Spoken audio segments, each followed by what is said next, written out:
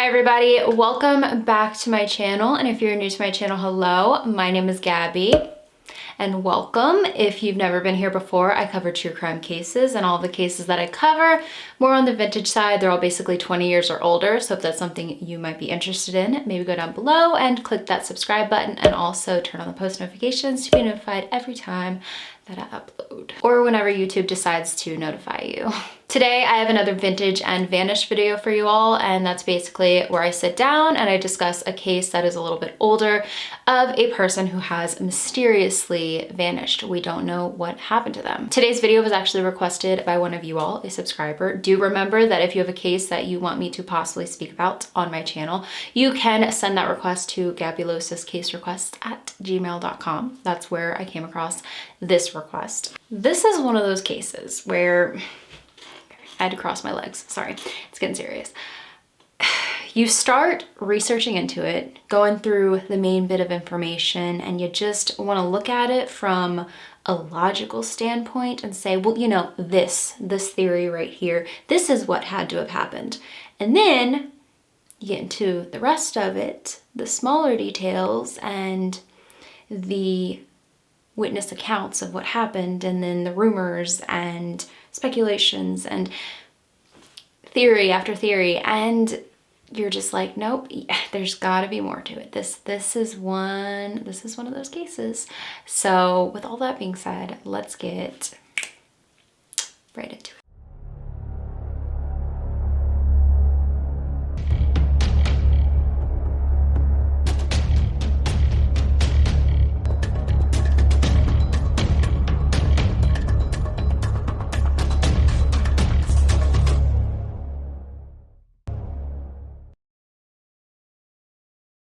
This is the mysterious disappearance of Joe Helt. Joseph David Helt was born on July 18th of the year 1969 to parents Lee Ann and Christopher, and was the third of 4 children. He had 2 older sisters, Christina and Tracy, and a younger brother named John. At the beginning of 1987, he was 17 years old and was a junior at Ellenville High School in New York. His aunt, Beth Churchill, described him as being a typical teenager of the 1980s. He was someone who loved heavy metal music, and especially bands like Kiss. Kiss was his favorite, also AC/DC and Iron Maiden. So Joe had some good taste in music, and like many teenagers, he enjoyed partying. You could often find him during the weekends having a good time around the campfire with some of his friends at an old abandoned ski lodge. He was also extremely artistic, and he would make anything his canvas, from his friend's hands to a random album cover. She told Dateline NBC that he wasn't an angel, but he was a sweetheart. That he was smart and talented and was always there if you needed him. One friend of Joe's from high school named Gina Schuster told Alice of defrostingcoldcases.com that Joe was a bit of a wallflower in school, that he came from a broken home. His parents divorced when he was very young, but he was very compassionate and friendly. She said he was very kind-hearted and he had this sweet disposition, and he always tried to make her smile when he saw her in the hallway. From everything that I read about Joe, it just seems like he was the kind of kid who, on the outside, maybe looked like he had this hard exterior, but he was such a sweet guy. He was a funny guy, a jokester. He was just very upbeat, and he just always wanted to be there for everybody. And even if he was possibly going through something at the time, he wanted to make sure that you were okay. You know, the focus was on you, not himself. Many teenagers will sometimes get involved with a bad crowd, but to me, it seemed like Joe, even if he may have gotten involved with a bad crowd, he still had his really good values. It seemed like most everyone who knew him had a soft spot for him. As a junior in high school, this is a year where teenagers are trying to figure out what they want to do with their life, their plans for college, their next step in life. But it seems like Joe at this time was just trying to relax and enjoy himself. He wasn't really making any solid plans for his future, but he was a very hard worker. He worked alongside his mother at the auction barn in Napanoch, New York, and he also had a great deal of respect for his boss there, whose name was Vic. Joe loved working there so much that he didn't really even view it as a job necessarily, and he even considered one day taking over the business when Vic retired, and Vic was actually considering retiring in a few years at this time. Joe was described as someone who definitely worked any chance that he got. He would never miss out on a chance to make a little bit of money. At the beginning of 1987, Joe was a normal teenager, living a normal teenage life, and maybe he didn't think too much about the future, but he definitely wasn't thinking anything would happen like it did. On Saturday, January 17th of 1987, Joe's mother, Leanne Houseman, received a phone call at around 5:30 p.m.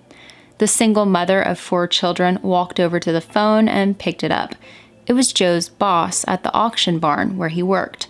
Like I stated before, Joe worked alongside his mother usually, but she wasn't working that day. Joe's boss asked Leanne why Joe didn't show up for work. Leanne knew immediately that something was not right. Now, his mother had not seen him since the day before, but this wasn't odd because Joe would usually go out with his friends to the ski lodge on Friday night, and then he would crash at one of their homes and then go to work the next day.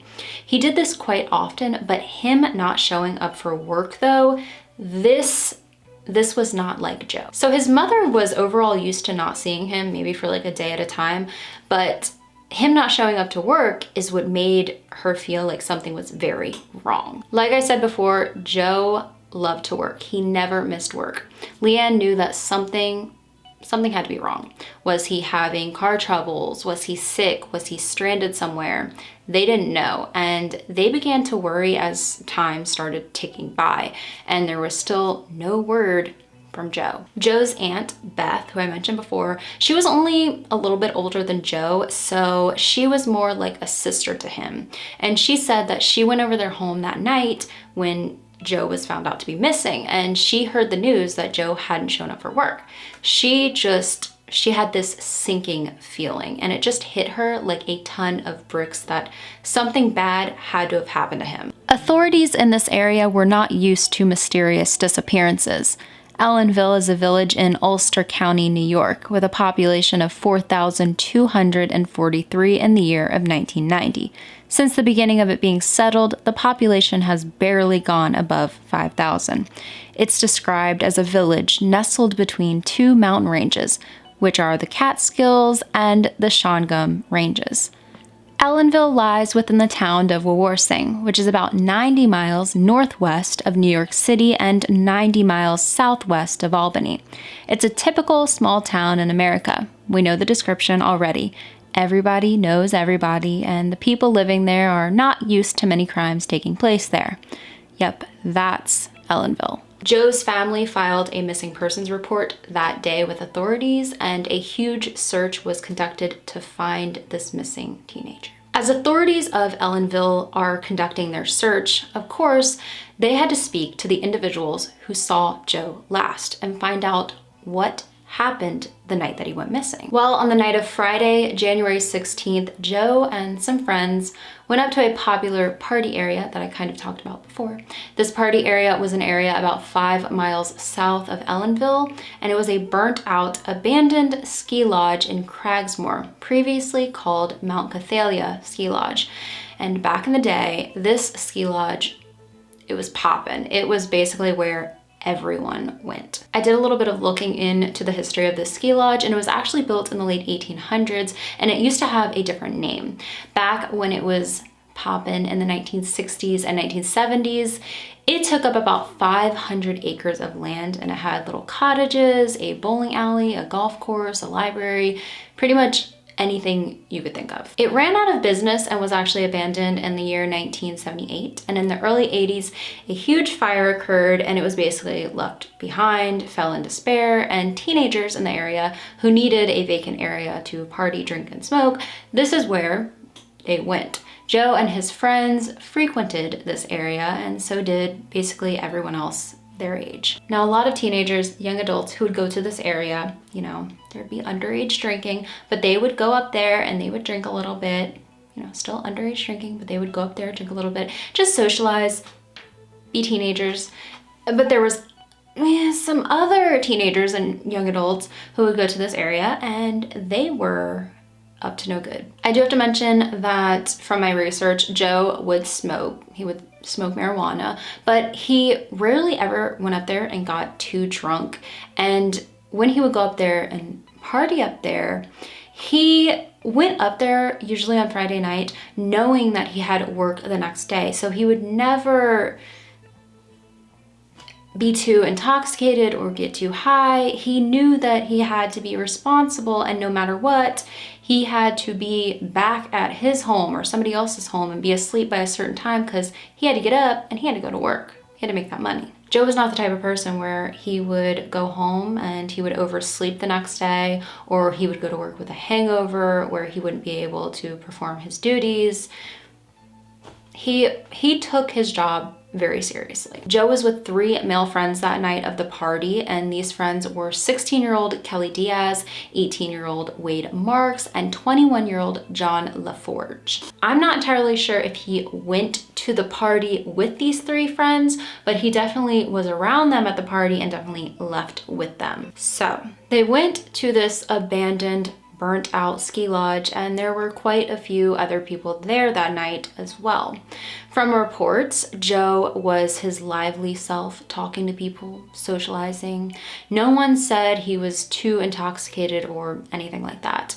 He was said to be in a right frame of mind. According to the boys, who were questioned later by authorities, they stayed at the lodge for a while, and during the early hours of January 17th, the 4 boys decided that they were going to leave and go for a little joyride around Sam's Point Road before heading home for the night. Now, Sam's Point Road was not far from the lodge. They had just left. They said that they went on this little joyride, and somewhere along the way, while they were on an unplowed road off of Sam's Point Road, their 4-wheel drive vehicle got stuck in the snow. That doesn't sound too odd or too suspicious, but just wait. The boys claimed they all got out of the car and tried to get the car unstuck, but nothing they did was helping. They claimed that Joe was getting very impatient at this time, and they said that he told them that he was just going to walk home himself. They told authorities that Joe, in the dark, in frigid cold temperatures with snow on the ground, started walking home. A home located about 5 miles away. And supposedly, they let him. They said that about 20 minutes after Joe left, Kelly Diaz and Wade Marks started heading to Wade's home, and that about 10 minutes after that, John left for his. The thing is, though, that Wade's home was about 2 miles away from where they were stuck, and John's home was about also 2 miles away from where the vehicle was stuck. So they were all heading to areas about 2 miles away from where the car was stuck. Wouldn't you think that with them knowing that they were going to areas 2 miles away, that they wouldn't have let Joe walk to his home that was 5 miles away? Wouldn't you think? Even the party they left earlier was closer than Joe's house. Joe's home should have been completely out of the question, in my opinion, for any of them to think of going to. Pretty much as soon as authorities received the word that a teenage boy went missing around the Sam's Point area, they started searching for him with the help of 4 strangers, family and friends of Joe, and volunteers from the area, even bringing in canines in the attempt to track any smell. But this was probably the absolute worst time for anyone to go missing, though, because the weather was definitely not in their favor. A huge, and I mean huge, snowstorm rolled into the area, and it dumped a lot of snow. They just had to patiently wait for the snow to completely melt to continue their search. The snow did eventually melt, and they started searching, and they couldn't find anything. No signs of Joe anywhere. Searchers were searching in very rugged terrain. It was not safe for anyone, but they wanted to find Joe. They ended up searching over 30 square miles of land and mostly focusing on crevices around the ice caves of Sam's Point, and also ledges where someone could have easily fallen off of. The initial search was 6 days long, but people searched for weeks and weeks and weeks and found nothing. It was like he just vanished. One spot that you think that they would have wanted to look more into would have been the place Joe was 100% at that night, which was the ski lodge. Well, a proper search was never done of it because, coincidentally, the structure was ordered to be torn down only a week after Joe disappeared. It was sitting there for how long? And they just randomly decided to demolish it a week after someone attends a party there and then goes missing? There are a lot of aspects to this case that just do not add up in any way. For one, we look at Joe leaving in the middle of the night to go home. This was a boy who was described as being quite level-headed in general and always there for others. Why would he have just left on his own, leaving friends behind in a stranded vehicle? Joe was also one to usually spend the night at a friend's house on a Friday night. You'd think he would have walked to one of their homes with one of them.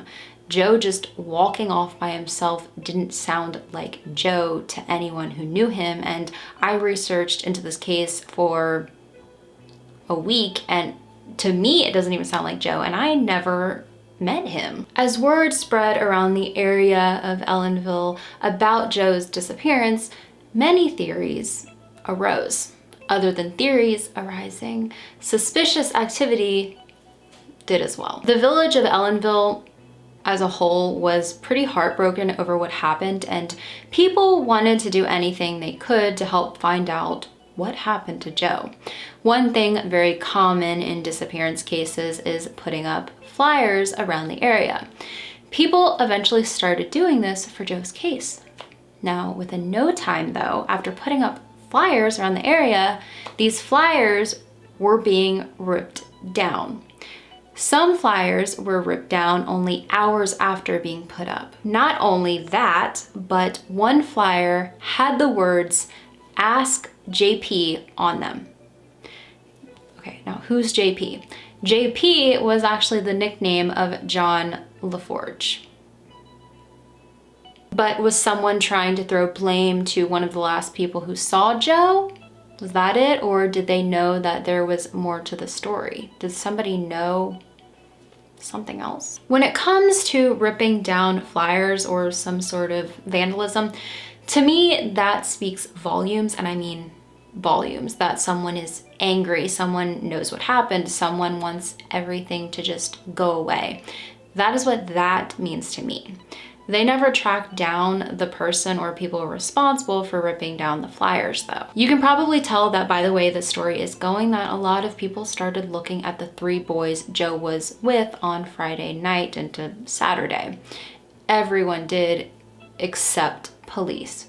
These 3 individuals were at first considered persons of interest, but they were never, ever considered suspects in this case, and they were barely interviewed through the years. Police just kind of believed these boys' original story, and that was that. There was no body, no cause of death, no weapon, no suspects. Joe was just missing. This was just and still is considered a missing persons case. And a lot of people who look into this case cannot believe that it was never considered a homicide case. The story was that the boys separated from the car left in the snow during the early hours of January 17th in 1987. 3 of them made it home and 1 did not. But what happened to the car? Did they ever get it out? Did someone go back and get it the next day? How did they if there was so much snow in the area and then it snowed more? Well, the boys claimed a tow truck got it out of the snow the next day, but no official report of a tow company getting the car out was ever found. It didn't exist. Authorities went to the area where the car had apparently gotten stuck, and there was no indication that a car had recently been stuck there. Whether you are someone who believes that they were involved in Joe's disappearance or not, you have to admit that their story just doesn't make sense. And from my personal research, it seemed like these 3 boys were pretty much untouchable. For instance, a private investigator who was put on the case, who's still on the case in today's time, his name is Robert Ron, and he's a former New York police lieutenant. He was unable to receive any files on the case because it's still considered an open and active case, even though it's not really active anymore. But he was actually forbidden to speak to the 3 boys, who are of course now men in today's time. Since they are not suspects in the case and no longer even persons of interest, apparently he is forbidden by authorities to speak to the men because in their eyes, they are ruled out as having any involvement in Joe's case. And of course, police don't even consider this case a homicide case in general. You might be wondering why these 3 random boys in a small town in America might be so, as I said, untouchable. Well, the main reason I could possibly find for that was because John LaForge's father was actually a very popular and very influential judge in the area at the time that Joe went missing. That's something to think about, and that was basically the main reason I could find about why these boys may have been let off so easily when it came to being questioned and looked into. These 3 boys, though, were the main ones that Joe's friends and classmates looked at. They did back then, and they still do today. Now, in the year 2012, a very interesting article was released by CBS 2's New York. CBS 2's Lou Young spoke exclusively to a woman giving police what looked like a huge break in a cold case. CBS 2's Lou Young recently spoke exclusively to the woman giving police a break in the cold case. "It's sad. They murdered him," witness Sherry Schwartz said. After 25 years, Schwartz said she can't forget the high school classmate who vanished on the mountain near Ellenville in January 1987. Helt is listed as a missing person, but Schwartz said he was really murdered in a fight over marijuana. She claims 2 of the last people to see Helt alive essentially confessed to her at the high school shortly after he vanished. He said, "Joe's not coming back. Joe's dead." And the other person told him to shut the blank up, grabbed him and pulled him out of the room. "He said it to my face," Schwartz told CBS 2's Young. At the time, Schwartz was 17 years old. She said she told the principal and presumed leads were being followed. She mentions marijuana in her claim and a drug deal gone wrong, and that is basically one of the main theories in this case. It was said that the 3 boys that Joe was with that night were not just smoking weed, but selling it. And sometimes drug deals do go wrong. Sometimes people owe people money. Anything can happen. This is just a theory, but it's a prominent one that pops up a lot in Joe's case. What Sherry said about how things were at school after Joe went missing will also kind of take you by surprise. She basically made it seem like all of the people who were Joe's age, all of the teenagers, his classmates, friends, cared so much, but it was like everybody in charge just wanted the situation to be very hush-hush. So much so that Joe was not even mentioned in their yearbook. You know how if something tragic happens to somebody who goes to a school, there will be some sort of remembrance for them in the yearbook? That was just not how it was with Joe. It's like they just wanted the situation gone. She stands by what she said she witnessed so much that she said, you know, she would be more than happy to take a lie detector test, and she went to police with this information and just nothing really came of it. She said, "I don't think they believe me," Schwartz said, adding when asked if she would take a lie detector test, "Absolutely, I welcome it. I would never give a family false hope. That would make me as bad as those 3 boys that murdered him, because that's what they did." The private investigator said, in his opinion, her claim is pretty much the most credible information in the case since Joe went missing. He believes what she said actually happened, but without authorities taking it seriously, without a confession, without evidence, without a body, nothing will be done. And that's the sad part. This case is not sad enough. Another sad part is the fact that both Joe's parents have passed away. His mother passed away in the year 2007 from cancer, and his father passed away 9 months later in 2008, also from cancer. So basically, if something is even found out tomorrow about this case, neither of them are around to hear it. And after Joe went missing, it deeply affected both of his parents, but it affected his mother in a different way because she still lived in the area. His father was actually living out of state. Both parents obviously grieved in their own separate ways, but his mother was still in that area and she had 3 other children to raise, and she was just so affected by the fact that her son's body was out there somewhere and she didn't know where, and she didn't know what exactly happened. She had to still get up and still be a part of a community where somebody in that community could have been involved with her son's disappearance. His mother would often go up to Sam's Point and just sit in a gazebo in that area, and she would just sit there for hours thinking about Joe. A gazebo in the area where Joe went missing, and it was also a gazebo that had his name carved in it. She, on top of it all, had her ashes scattered around the area where he went missing. She always believed until the day that she died that he was up there somewhere, that whatever happened to him that night, she believed that his remains were still in that area somewhere. So her having her ashes spread in that area, that was basically the equivalent to her as being laid to rest with her son. The one thing that I realized pretty quickly while researching into Joe's case is that people still really care and really want to know what happened to Joe Helt. People as a whole do not believe that he just disappeared.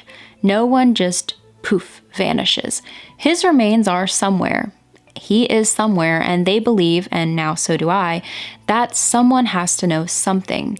Someone knows more information. Too many people in that village tried to sweep it under the rug and simply move on. There's a lot that his loved ones are not sure of when it comes to this case, but they are sure that they will not give up on him, even though police claim there is nothing more to the case than a missing person who basically succumbed to the dangerous surroundings while heading home. According to the Charlie Project, Joseph David Helt is currently classified as a lost/injured missing. He was 5 feet 9 inches tall and weighed about 150 pounds. He had sandy blonde hair, sometimes described as strawberry blonde, and brown eyes. He was last seen wearing a camouflage jacket, a t-shirt, a long-sleeved thermal shirt, a gray hooded sweatshirt, and white high-top sneakers. He would be 51 years old in today's time, and the photo on the right is an age progression to 50 years old. If you have any information about his disappearance, you are urged to contact the New York State Police at 1-845-626-2800 or the National Center for Missing and Exploited Children at 1-800-843-5678. Remember that you can stay anonymous. This is one of those cases where I got to a point where I was literally sitting at my computer, doing my research, talking to myself, just wondering what happened. If there were not so many suspicious aspects to this case, I would literally just think he fell off a cliff or froze to death or anything other than murder, but it's just, you guys know I like to use the word fishy. It's very fishy. It's like a whole aquarium. Gina Schuster, who I had mentioned at the beginning of this video, a classmate of Joe's, a friend of Joe's, she did an interview with Examiner and she had some very interesting things to say. A lot of what she said I already went over in this video, but she also said that Wade Marks was supposedly sent away to live with his mother in Tennessee only weeks after Joe vanished. They also refused to let Joe's aunt, Beth Churchill, see any of the initial police reports or anything else on file about this case, even though she should be allowed to. She basically said also at the end of it, and she didn't go into detail about these separate stories, but that a lot of people have come forward through the years with stories that completely go against what the three boys said happened that night. And I know that this is just a he said, she said, but I felt like I would include it anyway because, I don't know, a woman came forward at one time and she said that Kelly had told her ex-husband that the entire vehicle getting stuck in the snow was just a huge cover-up. All I'm saying is that if there is no record of a tow company towing their vehicle from out of the snow, then that means that if none of them walked home that night from being stuck in the snow, that Joe himself never walked home from being stuck in the snow. So if he didn't walk home, if none of them walked home, what happened? At the end of the day, Joe has been missing for 34 years. That is 34 years people have been wondering what happened to him. And here I am 34 years later wondering the exact same thing and spreading it to my subscribers, all of you, to eventually wonder it as well. I didn't create my channel to get on here and try to convince people of something that I believe, but I do obviously have some sort of personal opinion when it comes to this case, and after researching through it, do I personally believe that a 17-year-old in high-top sneakers at around 3 in the morning decided to walk 5 miles home in the snow in 20-degree weather? No, but that's the case of Joe Helt. I did speak very, very briefly to his aunt, Beth, and she said that she just hopes that after his mother passed away that she got all of the answers that she wasn't able to get while she was alive. I almost felt hypocritical telling anyone with any information about Joe's disappearance to go to the New York State Police because it doesn't really seem like they're doing much for the case. I will 100% give it to police when I feel like they're doing all they can to help a case, but it just doesn't seem like they are, and I'm not the only one who thinks that. Pretty much anyone who is invested in this case at all, and friends and family members of Joe seem to think that as well. And it almost feels like they're keeping the case open so they don't have to hand over any files about the case, because when anybody asks about files pertaining to Joe's disappearance, they're just like, well, it's open, it's active, you know, we can't hand it over because it's an open and active case. It seems like they're just keeping that title on the case so they don't have to hand over anything, you know. But anyways, let me know your opinion. Did I just morph together theories and opinions? It's like 3 o'clock in the morning. Let me know your opinions about this case down below in the description. Not the description, the comments. Let me know your opinions when it comes to this case down below in the comments of this video. Let me know your opinions down below in the comments. We're friends. Let me know, because I really want to dive into what you all think, because it's a weird one. All that being said, I will see you all in the next video. I hope you all have an amazing day or night, wherever you are in the world.